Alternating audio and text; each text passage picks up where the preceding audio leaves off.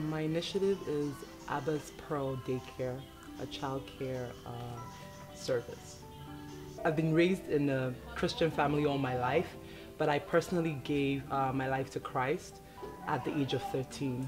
I used to work outside the home, and then I had 3 kids in 2 years.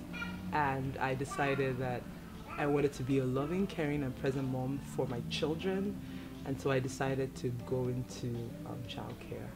When I had children, I wanted to be there for my children. I've never been, I don't know why, even though I'm an attorney from Nigeria doing like 7, 8 years in school to be an attorney, I've always wanted to be there for my children and be a spiritual influence and a physical presence in their lives.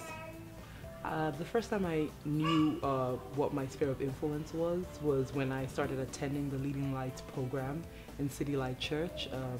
We did different assignments. We had to, dig deep within ourselves to find out what our passions were, what motivated us, and I was able to pull out, the fact that I loved and I was passionate about the family.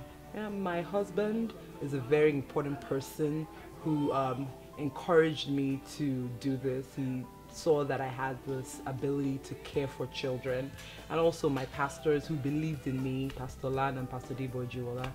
The problem I wanted to alleviate was the ability of parents to have someone who they trust taking care of their children.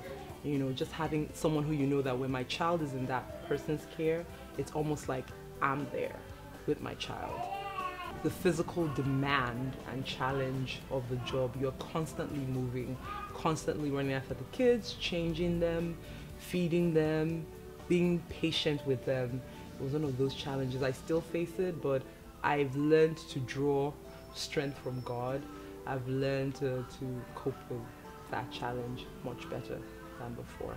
Taking the daycare business as something that's, a real job, not just something that people just do on the side. Like, it's an actual business, and it's not just something where, hey, I just dropped off my kids in my friend's house or something.